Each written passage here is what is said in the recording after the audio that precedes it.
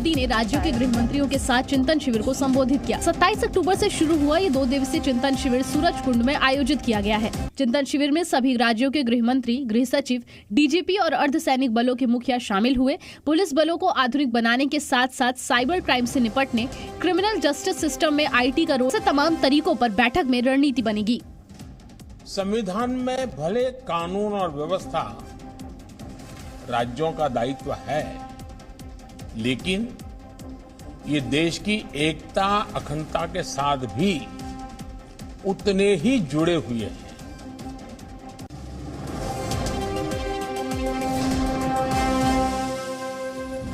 रूस के राष्ट्रपति व्लादिमीर पुतिन ने भारत के PM मोदी की जमकर तारीफ की। उन्होंने कहा, PM मोदी बड़े देशभक्त हैं और अपने देश की स्वतंत्र सोच को आगे बढ़ाने में सक्षम हैं। उन्होंने बिजनेस लोन के लिए बैंक गए तो बिजनेस प्लान दिखाइए करके पूछते हैं। बिजनेस प्लान कैसे करना है, इसे प्रैक्टिकली सीखना है तो फ्रीडम ऐप को अभी डाउनलोड करें। भारत की तारीफ करते हुए दोनों देशों के संबंधों को बहुआयामी बताया। पुतिन ने कहा कि भारत की एक स्वतंत्र विदेश नीति रही है और रूस के हमेशा से ही खास संबंध रहे हैं। इतना ही नहीं, पुतिन ने मेक इन इंडिया मिशन की तारीफ भी की।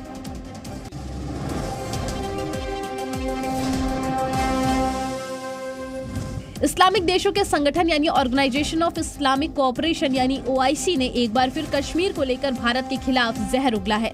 OIC ने कहा कि कश्मीर में 27 अक्टूबर को कश्मीर पर भारत के कब्जे के 75 साल पूरे हो गए हैं और वो कश्मीर की आवाम के साथ है। साथ ही OIC ने जम्मू कश्मीर में फिर से अनुच्छेद 370 को बहाल करने की मांग की है।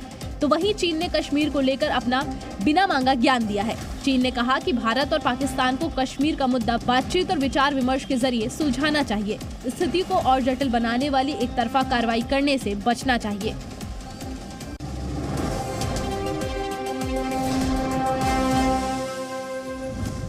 दिल्ली में हवा फिर खराब हो गई है। आज दिल्ली का ओवरऑल AQI 300 से ज्यादा रिकॉर्ड किया गया। दिल्ली में सबसे प्रदूषित इलाका आनंद विहार रहा, जहां AQI 437 तक पहुंच गया। तो वहीं नोएडा में हवा बेहद खराब हो गई है।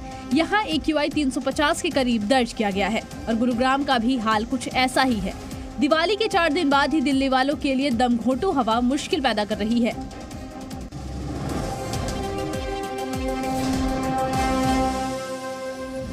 आज से छठ महापर्व की शुरुआत हो चुकी है, लेकिन दिल्ली में इस बार फिर छठ महापर्व को लेकर लोगों की चिंता बढ़ गई है।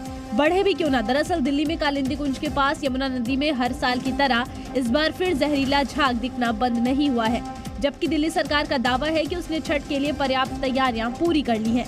दूसरी तरफ दिल्ली बीजेपी ने यमुना के झाग को छिपाने के लिए जहरीले केमिकल के इस्तेमाल करने का आरोप केजरीवाल सरकार पर लगाया है। दिल्ली बीजेपी का आरोप है कि यमुना में झाग को छिपाने के लिए 50,000 लीटर जहरीले केमिकल का इस्तेमाल किया जा रहा है, जिसे शिकायत करने पर पुलिस ने जब्त कर लिया है।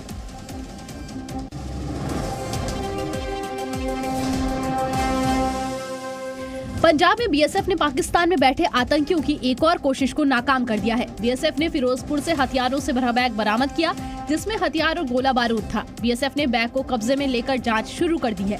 BSF ने पंजाब में भारत पाकिस्तान अंतर्राष्ट्रीय सीमा के पास 6 AK-47 राइफल, 3 पिस्तौल, 200 गोलियां बरामद की हैं।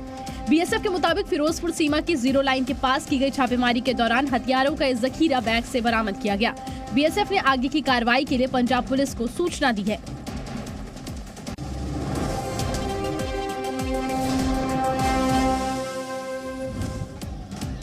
मध्य प्रदेश में कांग्रेस राहुल गांधी की भारत जोड़ो यात्रा से मुस्लिमों को पूरी तरह से जोड़ने की तैयारी कर रही है। इसके लिए मध्य प्रदेश कांग्रेस ने व्यापक तैयारी पूरी कर ली है, जिसे लेकर बीजेपी ने कांग्रेस पर निशाना साधा है। बीजेपी का आरोप है कि कांग्रेस मुसलमानों को भड़काकर दंगे करवाना चाहती है, जिसे लेकर मुख्यमंत्री से कार्रवाई करने की भी मांग की गई है।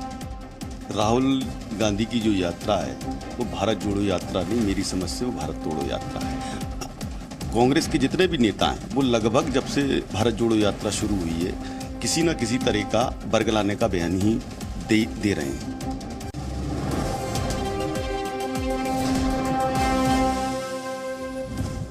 ट्विटर अब दुनिया के सबसे अमीर शख्स एलन मस्क की हो गई है। मस्क ने कोर्ट की तय डेडलाइन से पहले ट्विटर को अपने कंट्रोल में ले लिया है। इसके साथ ही उन्होंने कंपनी के भारतीय मूल के CEO पराग अग्रवाल समेत CFO नेट सहगल की छुट्टी कर दी है। हालांकि इस पूरे मसले पर ट्विटर की तरफ से अभी तक कोई आधिकारिक बयान जारी नहीं किया गया है, लेकिन मस्क के इस एक्शन से ट्विटर के कर्मचारियों में खलबली मची हुई है।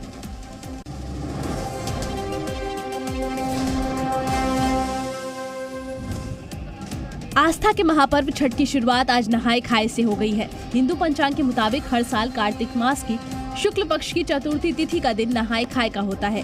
छठ पूजा के दौरान षष्ठी मैया और सूर्यदेव की पूजा होती है।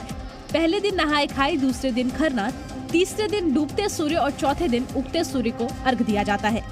इसके बाद व्रत का समापन किया जाता है। छठ पर्व को लेकर दिल्ली से लेकर बिहार तक घाट सज गए हैं। बिहार के मुख्यमंत्री नीतीश कुमार ने ट्वीट कर लोक आस्था के 4 दिवसीय महापर्व छठ के अवसर पर शुभकामनाएं दी हैं।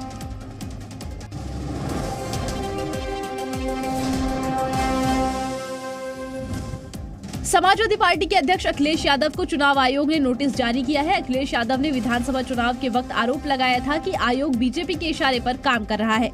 यूपी की हर विधानसभा से मुस्लिम और यादवों के 20,000 वोट मतदाता सूची से हटाए गए हैं। चुनाव आयोग ने 10 नवंबर तक अखिलेश यादव से सबूत और दस्तावेज के साथ जवाब मांगा है। चुनाव आयोग ने विधानसभा क्षेत्र का नंबर और गलत तरीके से मतदाताओं के नाम काटने का ब्यौरा अखिलेश यादव से मांगा है।